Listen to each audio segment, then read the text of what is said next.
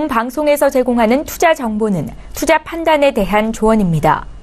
방송에서 제공하는 주식의 가치, 가격 상승 및 가격 하락에 대해서는 방송사에서 보장하지 않습니다. 헤드라인 뉴스입니다. 미국 뉴욕 증시에서 주요 지수는 이번 주 예정된 영국의 총선과 제임스 코미 미 연방수사국 전 국장의 증언을 앞둔 경기 등으로 하락했습니다. 뉴욕 증권거래소에서 다우존스 지수는 전일보다 0.23% 하락한 21,136.23의 거래를 마쳤고 S&P 500 지수는 0.28% 내린 2,429.33회, 나스닥 지수는 0.33% 낮은 6,275.06을 기록했습니다. 지난 4월 미국의 채용 공고가 600만 명으로 사상 최고치를 기록했다고 미 노동부가 발표했습니다.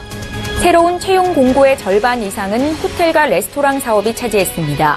급여가 더 높은 제조업 부문 공고는 감소했습니다. 국제유가는 상승했습니다. 미국의 원유 재고가 감소세를 지속할 것으로 전망되면서 투자자들은 원유 선물을 매수했습니다. 뉴욕 상업거래소에서 거래된 7월 인도분 서부 텍사스산 원유 WTI 가격은 전일보다 배럴당 1.67% 상승한 48달러 19센트에 거래를 마쳤습니다. 유럽 주요국 증시 역시 하락했습니다.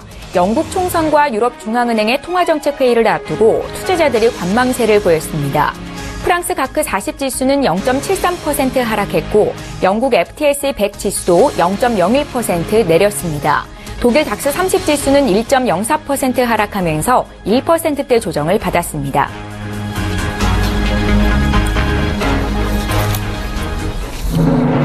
시청자 여러분 안녕하십니까? 출발 증시와이드 1부 시작합니다. 최현정입니다. 하락 출발한 미국 뉴욕 증시 3대 지수가 모두 장중 약세 흐름을 이어갔습니다. 다우존스 지수는 0.23% 정도 조정을 받았는데요. 영국의 총선 또 코미 전 FBI 국장의 증언, 유럽중앙은행의 통화정책회의 등 다양한 이벤트를 앞두고 오늘 미국 증시가 쉬어가는 움직임을 보였습니다. 거래량도 한산했었고요. 자, 지난 마지막 거래의 국내 증시 마감 상황도 함께 살펴볼까요? 짧은 기간에 급격한 오름세를 보였던 코스피 지수가 다시 숨을 고르는 모습을 보였습니다. 지난 월요일 코스피 지수는 0.13% 내린 2,368로 거래를 마쳤고요. 반면에 코스닥 지수는 5거래일 연속 연중 최고치 행진을 이어갔었는데요. 시가총액도 이틀째 사상 최고치였습니다. 지수는 0.54% 오른 662로 거래를 마쳤습니다. 자, 오늘 수요일이죠. 국내 증시 어떻게 움직일지 국내외 주요 이슈들 분석해보겠습니다. 출발 증시와이드 1부 지금 출발합니다.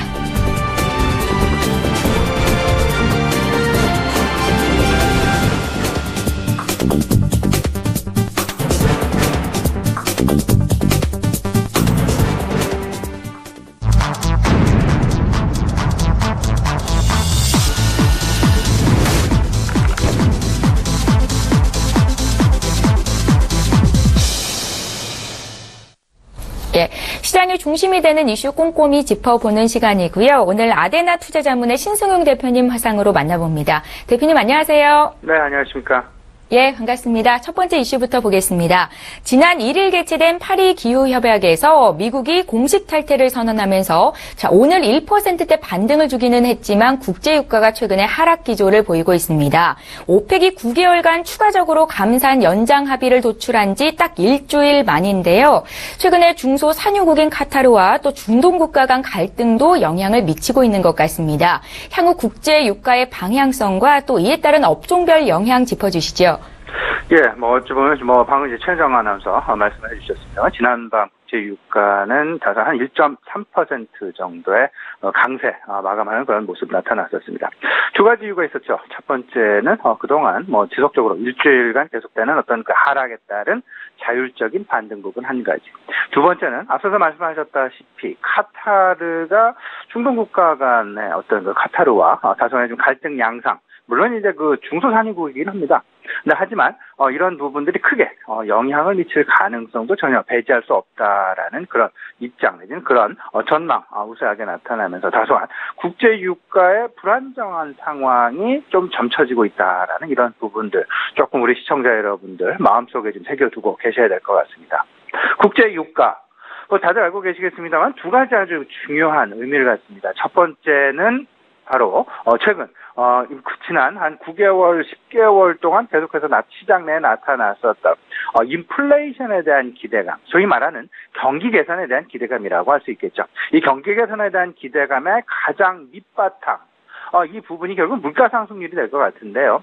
물가 상승률의 근본 그 기준이 되고 있다라는 부분, 배경이 되고 있다라는 부분, 이런 부분들이 결국은 최근 국제 유가의 50달러를 전후한 어떤 그 상승세 내지는 상승 안정세, 이런 부분들이 큰 힘으로 배경으로 작용하고 있다라는 부분 꼭 생각을 하셔야 될 것 같습니다. 여기에 만약에 국제 유가가 45달러 미만, 47달러 미만 뭐 좀 심하게 내려간다라고 한다라면 그동안 시장 내에 나타났었던 인플레이션, 물가 상승에 대한 그런 기대감 부분들, 그리고 경기 개선에 대한 기대감 부분들, 이런 부분들이 한순간에 물거품으로 나타날 수도 있다라는 부분 꼭 좀 생각을 해 두시면서요. 국제유가 최소한 1차적으로는 지금 현재 47달러 이상에서는 유지가 돼야 되겠다라는 말씀 좀 드려보고요.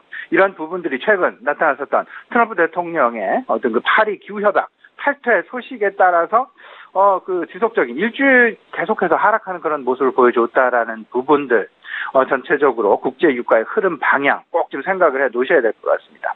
두 번째 중요한 부분은 아무래도 우리 업종별로 희비교차가 나타나는 부분을 좀 생각을 해봐야 되겠죠. 업종별 희비교차. 항공 부분에는 상당히 긍정적이 되겠습니다. 국제 유가의 하향 안정세. 하지만 조선업종과 철강업종에는 부담이 돼서 찾아올 수밖에 없다. 오히려 이 부분을 거꾸로 얘기해 본다라면 오히려 국제유가 다소간의 좀 강세 방향을 띄워주는 것이 전체적인 경기는 물론 항공업종도 그렇고요, 조선업종도 그렇고, 철강업종도 그렇고, 석유화학업종까지 소위 말하는 경기 민감 업종의 전반적인 긍정적인 방향을 끼칠 수 있다라는 부분. 국제유가의 그 지나친 강세는 아니지만 강한 방향으로의 안정세는 꼭 시장이 상승하기 위한 전제 조건일 수밖에 없다라는 부분 생각하셔야 될 것 같습니다. 왜 항공 쪽에 국제유가가 다소간의 강세가 껴도 좋냐? 이 부분을 말씀을 드려보면 결국은 수요라는 부분과 비용이라는 부분을 생각을 해볼 수 있습니다. 전체 항공업종 내에서 전체 비용 중에서 기름 가격이 차지하고 있는 연료 가격이 차지하고 있는 비중은 약 한 30% 40% 정도 됩니다. 근데 하지만 국제유가가 상승한다라면 유류세라는 부분을 추가적으로 여행객으로 하여금 징수함으로써 다소간 좀 만회하는 그런 모습들이 나타나게 되는데요. 일단 국제유가가 상승세에서 하락세로 반전하게 되면 결국은 전체적인 경기에 대한 불안감으로 작용하게 될 수밖에 없을 것이고, 이 경기에 대한 불안감은 여행객 수요의 감소로 나타날 수 있다. 오히려 그 수요 측면에서 본다라면 국제 유가가 상승 방향으로 좀 틀어주면서 전체적인 경기 개선의 기대감과 맞물리면서 여행객 수요도 같이 증가해 나가는 그런 모습들이 긍정적일 것이다라는 부분 생각을 해보시고요. 조선업종과 철강업종, 일단 조선업종은 해양 플랜트와 VLCC 이런 부분들에 대한 최근 수주 소식들이 조금씩 이제 들려오고 있죠. 소위 말하는 바닥권을 탈피한 것은 아닌가라는 그런 기대감이 이제 나타나고 있는 그런 와중인데요. 이런 와중에 만에 하나 국제유가가 하락을 하게 된다면 해양 플랜트의 수주는 다시금 소위 말하는 수주 절벽으로 치달을 가능성도 우리가 전혀 배제할 수 없다라는 부분. VLCC도 마찬가지가 되겠습니다. 그리고 철강업종은 당연히 조선업종의 전방산업이죠. 그러다 보니까 철강업종까지 영향을 미치게 될 것이다라는 부분들. 따라서 두 가지 측면 우리 시청자님께 말씀을 드립니다. 업종별 희비교차 부분, 국제유가의 방향성에 따라서 업종별 희비교차, 결코 국제유가가 하락을 하게 되는 것이 모든 업종의 긍정적인 부분은 분명히 아닐 것이다라는 부분 말씀을 좀 드려보고요. 두 번째 매우 중요한 부분이 되겠습니다. 전체적인 지금 현재 시장의 상승세를 이끌어오고 유동성 장세를 만들어내고 있는 그 가장 중요한 원동력은 결국 경기 개선에 대한 기대감이고요. 그 경기 개선에 대한 기대감의 가장 밑바탕에는 물가 상승률이라는 것이 뒷받침돼야만 한다라는 것. 물가 상승률의 가장 중요한 결정 요인은 국제 유가일 수밖에 없다라는 부분. 같이 한번 생각을 해보셨으면 좋겠습니다. 예, 국제 유가의 하향 안정세가 업종별 희비로 나타나고 있는데요. 앞서서는 WTI 기준으로 47달러 선 붕괴 않는 게 시장의 흐름상 더 좋다라고 평가를 하셨습니다. 앞으로의 유가 흐름도 또 짚어보는 시간 갖겠고요. 두 번째 이슈로 넘어가 보겠습니다. 자, 인공지능, 빅데이터 등 미국 시장에서 4차 산업혁명에 따른 기술주의 주가가 시장의 상승세를 이끌고 있습니다. 대표적인 주식으로는 페이스북이나 아마존, 또 구글 등을 꼽을 수 있겠고요. 우리나라에서 이들과 유사한 업종을 찾으라면 네이버와 카카오 정도가 될 것 같은데요. 최근에 주가가 좀 많이 올랐습니다. 지금 사도 되는 건지 함께 여쭤볼게요. 예, 뭐 다들 알고 계시겠습니다. 네이버와 카카오. 카카오 같은 경우는 이제 코스닥 시장에서 거래소 시장으로 이제 이전을 한다라는 그런 이야기 지금 되고 있고요. 이런 상황들에 대한 기대감 부분들 크게 나타나고 있다라고 보셔야 될 것 같습니다. 이거 수급적인 차원일 것 같고요. 근데 이제 문제는 올 초 대비해서 미국 시장 내에서 가장 크게 상승을 한 종목군들. 다시 말씀을 드리면 이런 부분들은 팽이라고 얘기를 하고 있죠. 팽과 테슬라. 그 FANG라고 얘기를 하고 있는데 페이스북, 아마존, 넷플릭스, 구글. 그 다음에 여기에 더해서 테슬라까지. 한 30-40% 이상. 미국의 주가 상승이 한 7% 정도 되니까요.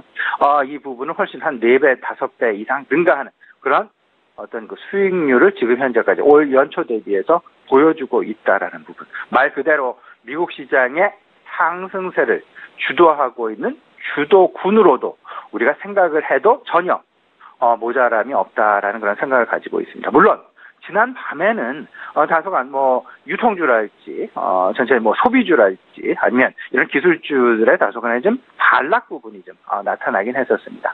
이로 인해서 오늘 같은 경우에 이런 우리나라에도 유통주랄지 아니면 기술주들의 다소간의 좀 강세는 좀 제한적이지 않을까라는 그런 생각도 좀 가져보게 되는데요. 하지만 전체적인 큰 흐름 속에 본다라면 지금 현재 4차 산업혁명이 주도하고 있는 기술주 그리고 시장에 대한 기대감, 여기에서 가장 중심점에 위치하고 있는 것이 미국에서는 팽이라고 얘기하는 페이스북과 아마존, 넷플릭스, 구글이고요. 우리 시장에서는 네이버와 카카오가 있을 것이다라는 점. 다들 알고 계시겠습니다만은 시장 내 동조화, 두 가지가 있겠죠. 지수의 동조화가 있을 수 있고요. 그 다음에 업종이나 테마군들의 동조화가 있을 수 있겠습니다. 지수의 동조화는 우리나라 조금은 좀 신흥국과 선진국 사이에 끼게 되면서 조금은 좀 늦게 나타나는 그런 모습들이 보였지만, 하지만 종목별, 업종별, 그리고 테마군별 글로벌 시장과의 동조화 현상은 시장 내 계속해서 나타나고 있고, 지금 현재도 동행하는 그런 모습으로 보여지고 있다라는 부분. 여기서 앞서서 말씀을 하셨습니다만은 우리나라의 가장 유사한 기업들 꼽아보라고 하면 네이버와 카카오가 되겠습니다. 네이버, 최근 들어서 이제 인공지능 스피커랄지 아니면 딥러닝과 관련된 빅데이터 센터의 구축이랄지, 결국 인공지능과 관련된 그리고 빅데이터와 관련된 사물인터넷과 관련된 전체적인 어떤 4차 산업혁명군의 가장 중심점에 서기 위한 그런 노력들이 계속해서 나타나고 있다라는 부분. 물론 최근 주가는 많이 올랐습니다. 근데 여기서 과연 추가적으로 상승을 더 하게 될 것이냐, 아니면 이제 거의 꼭지점에 다 왔느냐. 이 부분 저는 개인적으로 이렇게 생각을 합니다. 미국 시장 내에서 팽 주식들이 계속해서 상승을 하고 있는 한 우리 시장 내에서 네이버와 카카오의 주가 상승은 동조화를 보일 가능성이 높지 않겠느냐라는 부분. 이 부분 같이 생각을 해보시면서 아마도 오늘 다소간에 조금 좀 기술적인 조정 나타날 가능성도 있습니다. 오늘 내일이요. 왜냐하면 내일 같은 경우가 이제 옵션 만기일에 그 다음에 영국 총선 지금 대비해 놓고 있는 그런 상황, 22 통화정책회의, 다양한 글로벌 정책 변수들이 조금 좀 시장 내 변동성을 줄 그런 가능성이 있기 때문에 다소간 좀 지수 측면에서는 좀 조정 양상이 보일 수 있겠지만, 이런 상황들 속에서 오히려 이런 조정 양상을 이용하는 것도 괜찮겠다. 따라서 네이버와 카카오 주식 포트폴리오 내에 좀 중심점에 좀 서서 좀 담아가는 그런 전략 꼭 필요해 보인다라고 말씀을 좀 드려보고요. 이 부분은 계속해서 우리 시청자 여러분께 말씀드리는 부분이죠. 기술주들의 글로벌 시장과의 동조화 부분 꼭 좀 생각을 해보시면서 이 유사한 기업들 한번 시청자 여러분들과 또 네이버와 카카오 말고도 같이 한번 찾아보셨으면 좋겠습니다. 예, 4차 산업혁명의 중심에 있는 국내 기술주죠. 네이버와 카카오 추가 상승 여력이 있는 건지 질문을 드려봤는데요. 조정 시 매수 가능하다라는 관점으로 말씀을 주셨습니다. 자, 이제 오늘장 투자 전략을 여쭤볼 텐데요. 지난 마지막 거래일 월요일이었죠. 코스피는 숨을 골랐고 코스닥은 사상 연중 최고치를 5일째 올려가고 있습니다. 지금 시장의 주체는 연기금인가요, 대표님? 예, 이렇게 좀 보셔야 되겠죠. 연기금, 물론 이제 월요일 날은 조금 좀 순매도하는 그런 모습을 보이긴 했었습니다. 최근 들어서 연기금 중심의 시장이 형성되어 가고 있다라는 부분. 특히나 문재인 정부 그리고 이제 그다음에 이제 국민연금에서 중장기 그들의 이제 그 주식 비중 포트폴리오 대책을 지금 발표하게 되면서 결국 시장 내에서 올해 같은 경우는 한 4조 원 가량의 순매수 그리고 내년 같은 경우는 10조 원 정도의 순매수가 가능하지 않겠느냐. 결국 올해와 내년 합쳐보면 14조에서 15조 정도의 추가적인 순매수 기조가 이어질 가능성이 높겠다. 그러면 그 속에서 그들이 과연 시장을 이끌어가는 것보다는 오히려 시장을 계속해서 받쳐나가면서 추가적인 수익을 만들어가기 위한 그런 노력 꽤 해 나갈 텐데요.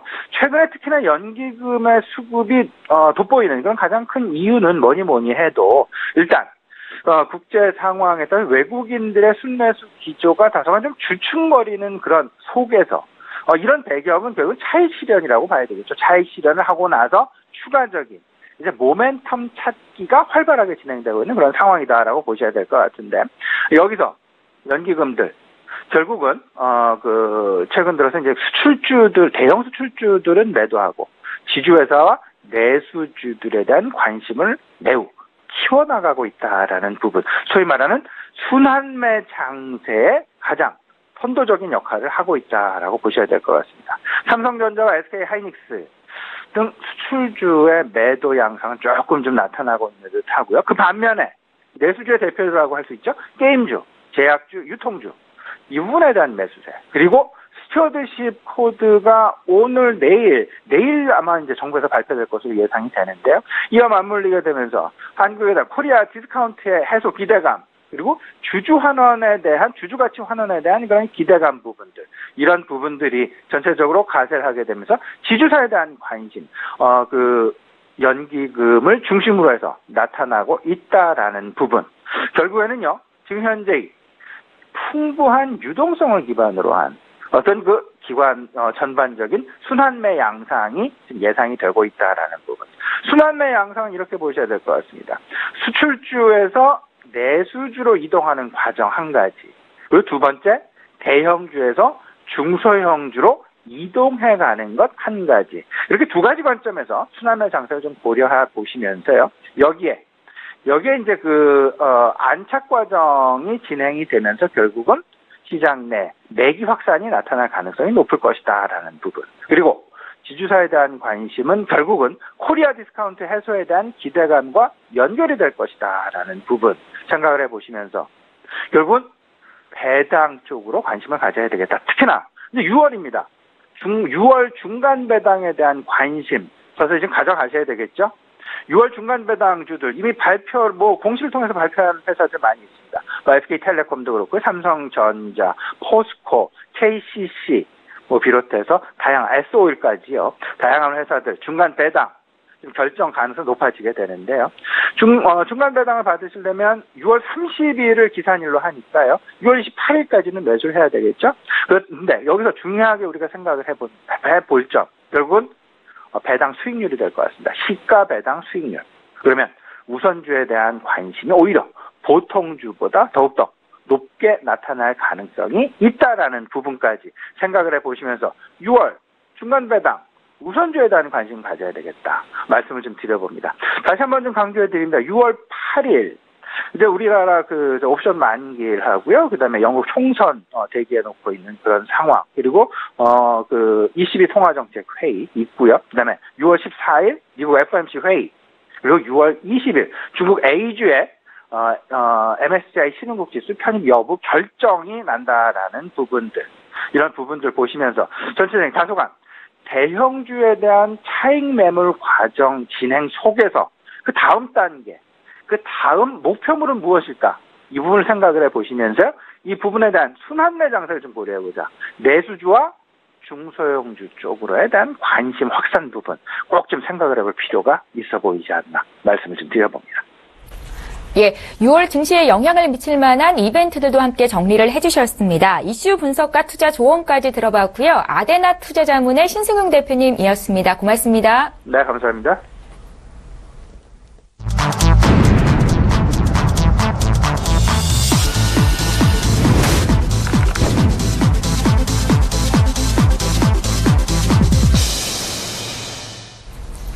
예, 이번에는 국내 이슈를 조금 더 구체적으로 분석해 볼 거고요. 이번 시간은 한국투자증권의 김건진 차장과 함께 하겠습니다. 차장님 안녕하세요. 네, 안녕하십니까. 예, 반갑습니다. 첫 번째 이슈부터 보겠습니다. 자, 문재인 정부의 첫 추경안이 발표가 됐습니다. 문 정부의 최우선 국정 과제인 일자리 창출에 중점을 두고 편성이 됐는데요. 과연 이 추경안이 6월 국회를 통과할 수 있을지 관심이 쏠리고 있습니다. 자, 정부의 11조 원대 일자리 추경안, 이거 어떻게 평가하고 계신지 좀 먼저 여쭤볼까요? 우선 좀 긍정적으로 지금 얘기가 나오고 있습니다. 실제로 저도 이거 괜찮다 이렇게만 진행만 될 수 있다면 아주 괜찮게 될 것 같다. 그렇지만 가장 먼저는 우리 앞에서 앵커님이 얘기해 주셨던 것처럼 지금 현재 지금 모두 야 3당이 다 아니다, X다라고 반대를 하고 있기 때문에 국회를 통과를 해줄 수 있느냐가 가장 중요할 것 같고요. 그 다음으로는 또 실제적으로 우리가 지금 현재 일자리 편성이 되고 있는 것에 대해서 이게 집행이 잘 될 수 있을 건가가 가장 관건일 것 같습니다.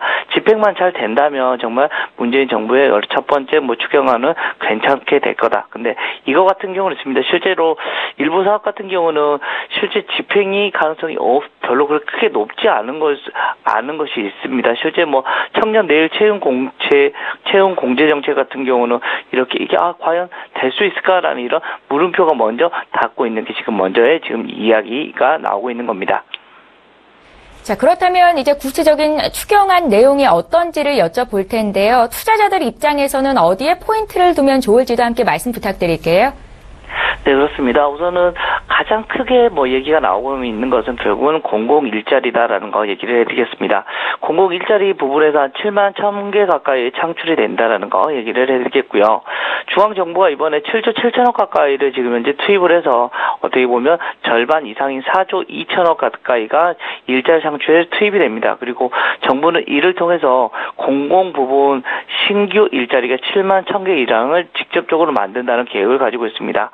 공무원 추가적으로 일자리의 경우 중앙정부 같은 경우는 경찰관 같은 경우가 구체적으로 1,500명, 부사관이나 군무원 같은 경우가 1,500명, 그리고 근로감독관, 집배원, 인천공항 제2터미널 직원 등이 한 1,500명 정도로 추가적으로 채용이 된다는 거. 또 지방정부 같은 경우는 사회복지공무원 같은 경우가 한 1,500명, 그리고 소방관이 1,500, 그리고 교사 같은 경우가 3,000명 이상이 지금 추가적으로 편입이 된다라는 얘기를 해드리겠습니다. 또 민간 부분의 일자리 지원이 많이 확대가 될 건데요. 민간 부분 일자리 창출을 위해서 중소기업 청년 3명을 정규직으로 채용할 경우에 세 번째 근로자의 임금을 연 2천만 원 내에서 3년간은 지원해주는 이런 모습이 나오고 있습니다. 또 이를 통해서 일자리 15,000명을 더 추가로 창출한다는 목표를 지금 가지고 있는 것 같습니다. 실제적으로 근데 이게 가능할지 안 할지는 우선은 물음표가 찍히는 게 사실은 전문가들의 예상이다라는 거 얘기를 해드리겠고요. 일자리 개선 요건에 우선 또 1.2조 가까이가 또 투입이 됩니다. 일자리 개선 요건에 1조 2천억이 쓰이는데 세대별 맞춤 일자리라고 생각해 주시면 될 것 같고요.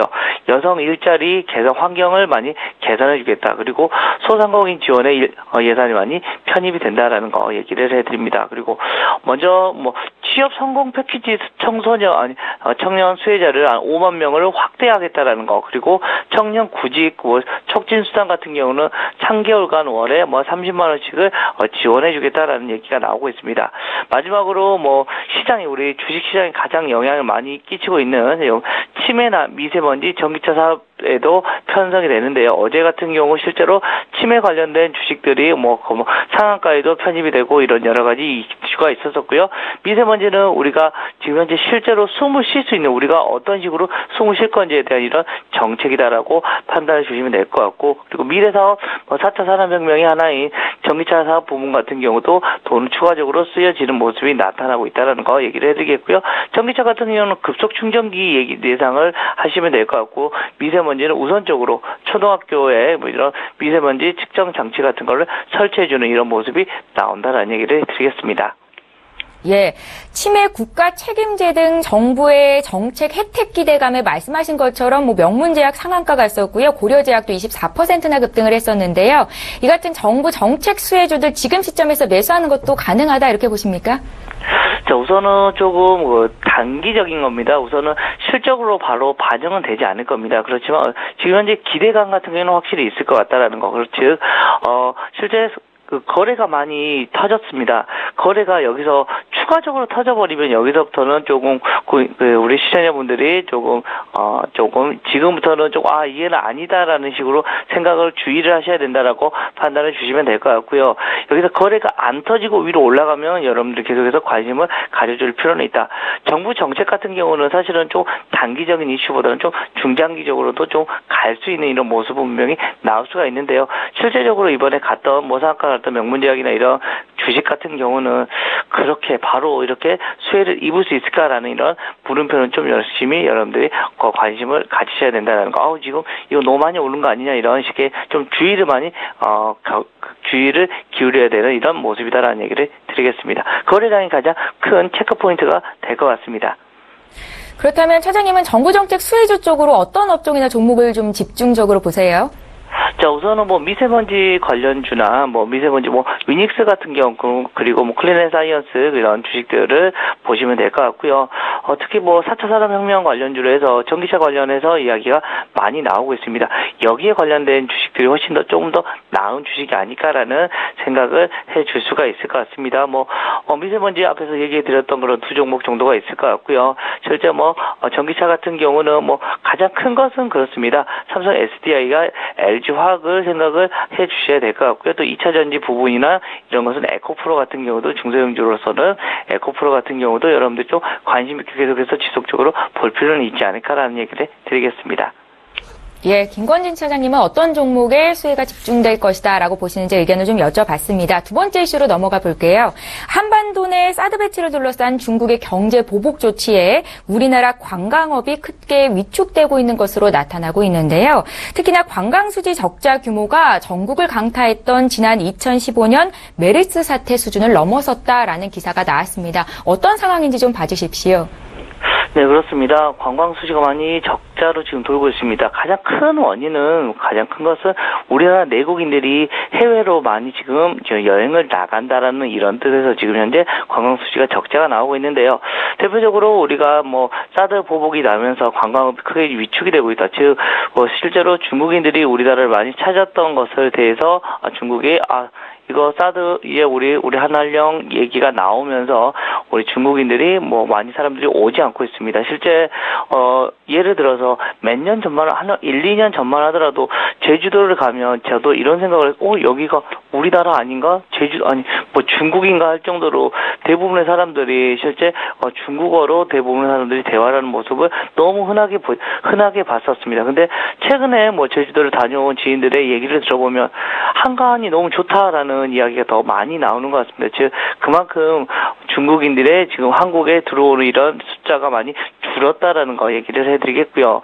실제적으로 2015년 우리가 메르스 사태를 겪었었습니다. 우리가 메르스 확진 환자가 나오고부터 한 2달간 연속으로 우리가 내국인들이 훨씬 더 많이 줄었다라는 거, 이러면서 숫자가 많이 깨지는 모습이 나왔었습니다. 그렇지만 이제는 그거보다 더 큰 모습이 지금 현재 중국한테 나오고 있는 거고요. 또 가장 큰 것은 결국은 그렇습니다.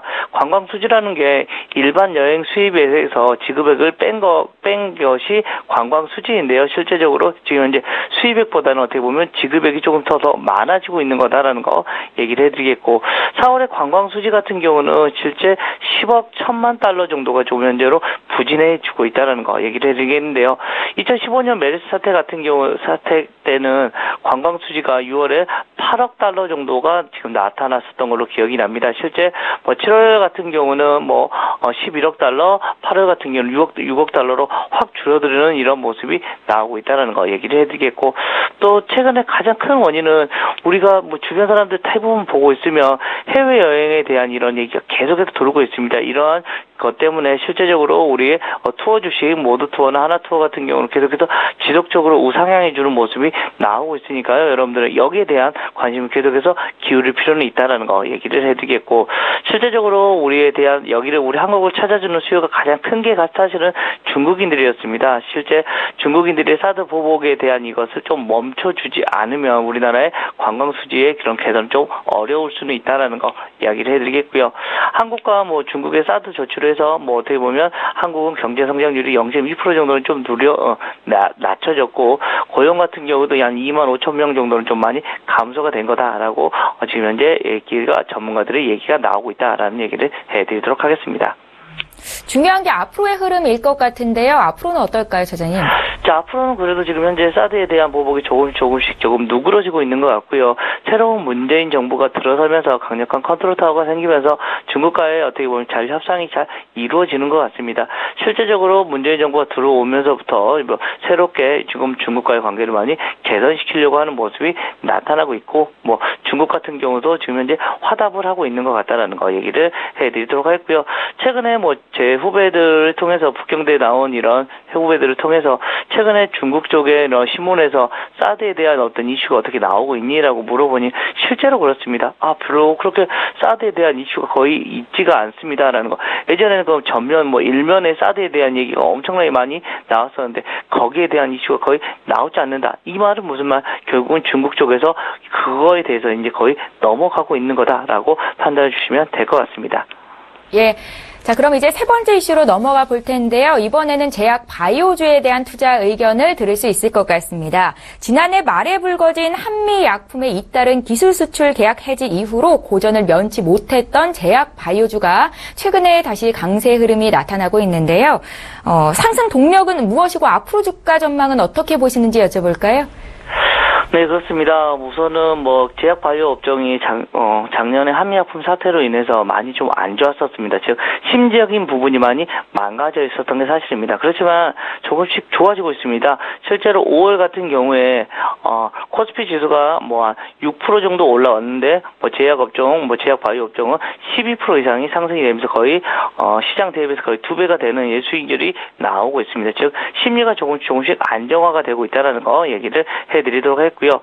올해 하반기 실적 개선에 대한 이야기가 많이 나오고 있고, 또 새로운 정부에서 정책 기대감이 하나씩 나타나고 있는 게 사실입니다. 실제적으로 제약 바이오 업종이 이제는 바닥을 찍고 상승 쪽으로 이제는 하나씩 올라오고 있다라고 생각해 주시면 될 것 같고, 거기 한 가운데 있었던 게 바로 이 한미약품입니다. 한미약품 같은 경우 제약 바이오 업종에서 사실은 흥망성쇠를 다 이번에 어떻게 보면 한미약품이 한번 보여줬던 것 같습니다. 한미약품이 나오기 전까지만 하더라도 실제로 제약 바이오 업종은 그냥 꿈만 안고 있는 이런 업종이었던 것 같다. 그렇지만 이제는 사실은 숫자까지 보여주면서 실제로 이게 돈이 벌리는 사업이구나라는 것을 실제 보여줬다가 또 기술 수출이 취소가 되면서 고평가가 열심히 얘기가 나왔다는 것처럼 이런 좀 안 좋은 모습까지 다 보여줬다라고 생각을 한다. 그렇지만 우리는 늙고 병든다는 거 여러분들 누구나 다 알고 계실 거라고 생각합니다. 그렇게 되면 제약 바이오 업종은 당연스럽게 계속해서 관심을 가져줄 수밖에 없는 이런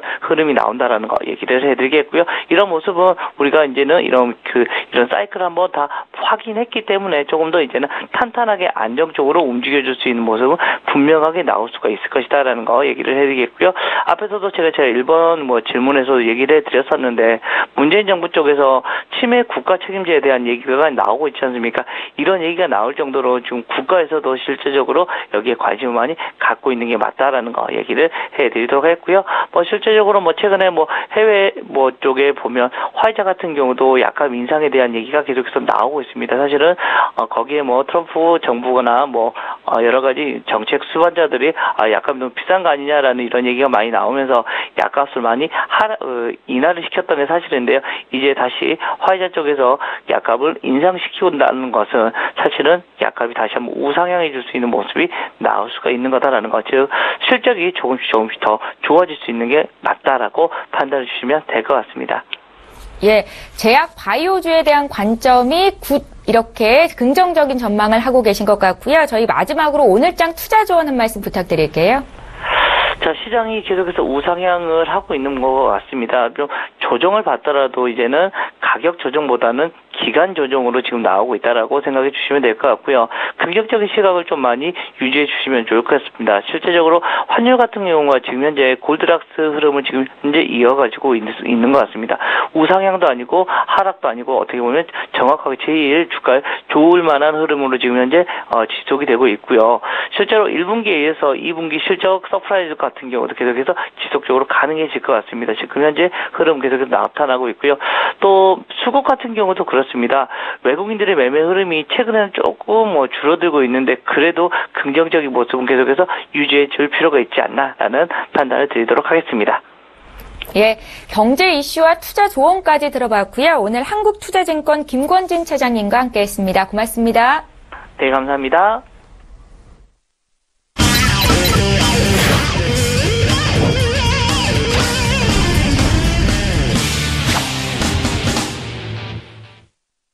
예, 시황 분석하고 필살 종목까지 공개를 해드리고 있습니다. 외환영웅의 투자 필살기 시간이고요. 오늘도 역시 S히어로 인베스트먼트의 신동환 대표님 만나보죠. 대표님 안녕하세요.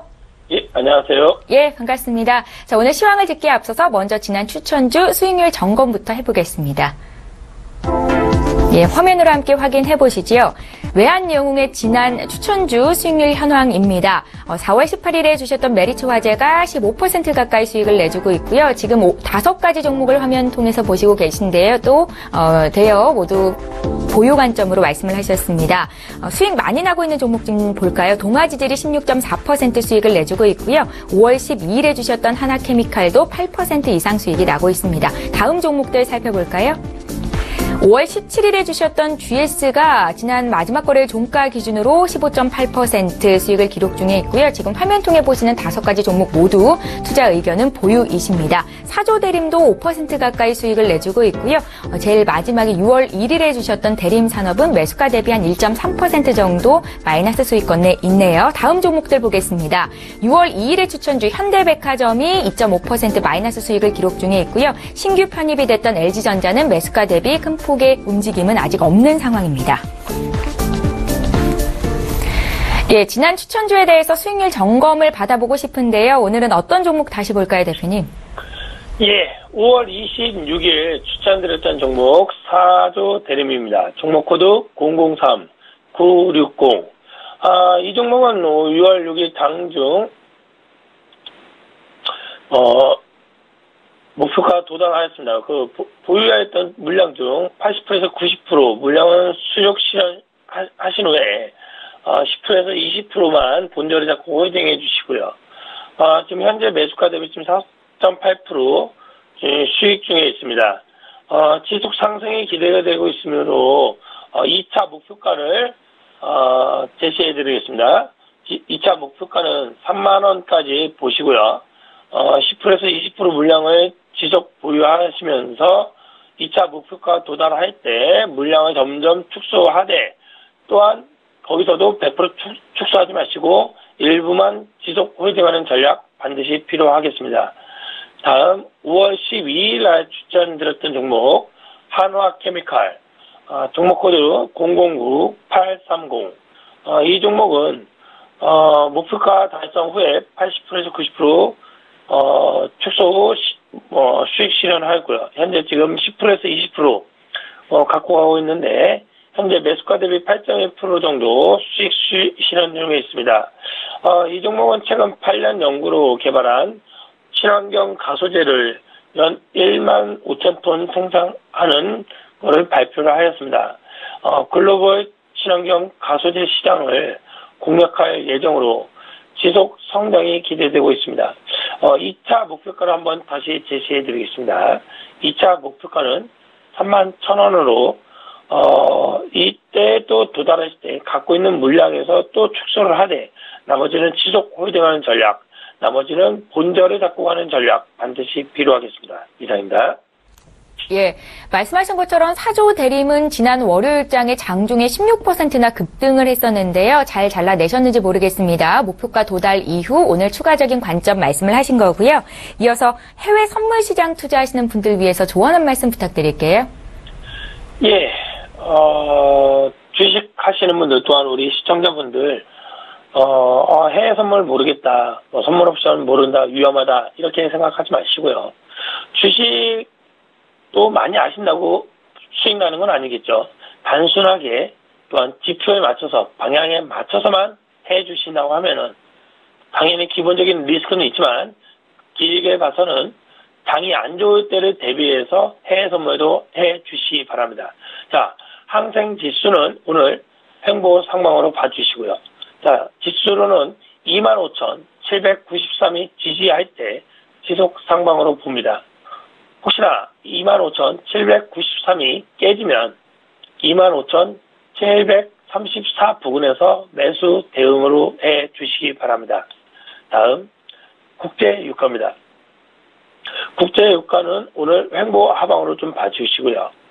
지수로는 48.52가 저항할 때 하방 매도 비율을 봐주시고, 혹시나 48.52가 돌파했을 때는 49.20 부근에서 다시금 매도 전략으로 하방 비율을 보면서 매매해 주시기 바랍니다. 다음 금입니다. 금은 오늘 횡보 상방으로 봐주시고요. 지수로는 1292.8이 지지할 때 지속 상방입니다. 혹시나 1292.8이 깨지면 1289.6 부근에서 매수로 대응해 주시되, 금은 추세로는 상방으로 보면서 매매해 주시면 될 것 같습니다. 다음 유로 FX입니다. 유로 FX는 오늘 횡보 상방으로 지수로는 1.12715 지지시 지속 상방이고요. 혹시나 1.12715가 깨지면 1.12685 부근에서 매수로 대응해 주시면 되겠습니다. 마지막으로 S&P 500은 오늘은 횡보로 봐주시고요. 횡보라는 것은 위아래서만 해주시기 바랍니다. 자, 지수로는 2434.25 부분 올 때 저항입니다. 이 부분 때 매도로 대응해 주시고요. 혹시나 2427.75 부분일 때는 지지선이기 때문에 그 부분에서는 매수 전략으로 대응해 주시면 되겠습니다. 이상입니다. 예. 자, 이번에는 국내 시장으로 시선을 옮겨 보겠습니다. 국내 증시 추세는 지속 상방이다, 이렇게 말씀을 하고 계신데요. 국내 시황 점검해 주시고요. 오늘 필사 종목까지 공개 부탁드릴게요. 예. 코스피와 선물 지수는 지속 상방입니다. 다만 며칠 동안 눌림이라고 분명 말씀을 드렸습니다. 이 며칠이 언제가 될지는 사실 모릅니다. 다만 추세는 상방이기 때문에 개별 종목을 갖고 있고 52주가 신고가를 갖고 있는 종목을 갖고 있는 시청자분들께서는 끝까지 홀딩하는 전략, 다만 그게 내가 매수한 본저가가 왔을 때는 100% 청산하는 전략으로 가주시기 바랍니다. 자, 코스피는 오늘 횡보 상방이고요. 지수로는 2362.67이 지지할 때 지속 상방입니다. 혹시나 2662.67이 깨지면 2354.64포인트에서 지지 후 상방으로 보기 때문에 현금을 갖고 있는 분들은 제가 말씀드리는 종목을 살 수 있는 저점 기회고요. 혹시나 물량이 많으신 분들은 물량을 약간 축소하는 전략으로 가주셔도 상관없습니다. 자, 다음 선물 옵션 하시는 분들은 국내 선물 지수 오늘은 횡보 상방으로 봐주시고요. 306.05포인트가 지지시 지속 상방으로 봅니다. 혹시나 306.05포인트가 깨지면 305.85 부근에서 매수로 대응해 주시면 될 것 같습니다. 매도보다는 될 수 있으면 매수로 대응하는 게 좀 나을 것 같다, 이런 얘기입니다. 자, 이 지수에 맞춰서 필사의 종목을 말씀을 드리겠습니다. 이번에 드릴 종목은 환인제약입니다. 종목 코드 016580. 자, 이 종목은 최근 보건정책의 변화 덕분에 우울증 치료제를 판매하는 환인제약의 실적이 한 단계 뛰어오를 것으로 전망이 나오고 있습니다. 또한 최근 52주 신고가를 기록하는 등 상승 전망이 기대되는 종목입니다. 항상 얘기하지만 최고점이라고 무서워하지 마시고 더 가는 것을 잡는 그런 전략으로 해주시고요. 매수가로는 현재가로 제시해드리고 있고요. 목표가는 21,000원입니다. 손절가는 17,000원이고요. 항상 얘기합니다. 손실이 날 때 이유가 있기 때문에 100% 청산해 주시고요. 목표가는 또 목표가 가는 이유가 있기 때문에 끝까지 가는 전략, 반드시 물량은 100% 청산하지 마시고 80%에서 90%만 청산 후 지속 홀딩하는 전략 반드시 필요하겠습니다. 이상입니다. 예, 최근 장에서 52주 신고가를 내고 있는 종목들이 참 많은데요. 들고 계신 분들은 끝까지 홀딩을 말씀하고 계십니다. 외환영웅의 오늘 필사의 종목은 환인제약이었고요. 함께 매수하실 분들은 목표가, 손절가까지 잘 적어두시기 바랍니다. SE히어로 인베스트먼트의 신동환 대표와 함께했습니다. 고맙습니다. 네, 감사합니다. 예, 출발 증시와이드 1부 여기서 마칩니다. 잠시 뒤 2부 시간에는 시청자 여러분들의 종목을 상담해 드리는 시간도 있는데요. 유료 문자 번호인 샵 0082번으로 지금 연락 주시면 되겠고요. 장중에 상담 받으실 수 있습니다. 저희는 잠시 뒤 2부 시간으로 다시 옵니다. 고맙습니다.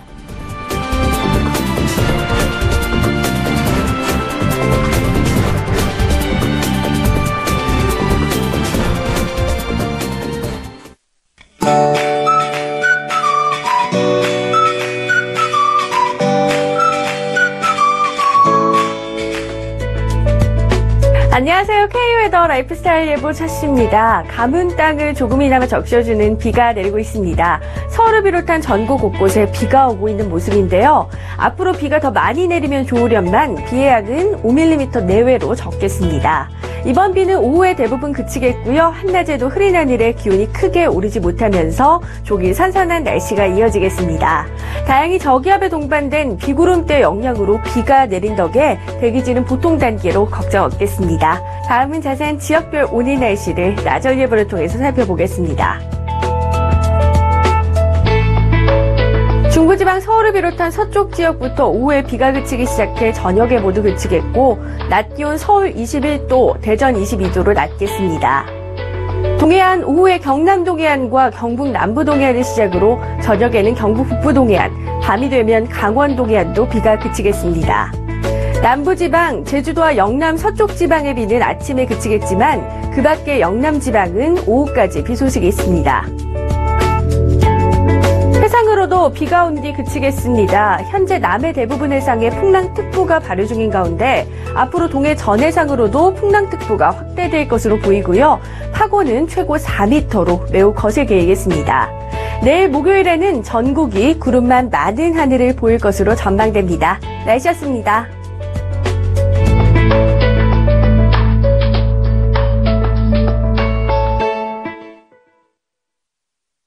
본 방송에서 제공하는 투자 정보는 투자 판단에 대한 조언입니다. 방송에서 제공하는 주식의 가치, 가격 상승 및 가격 하락에 대해서는 방송사에서 보장하지 않습니다.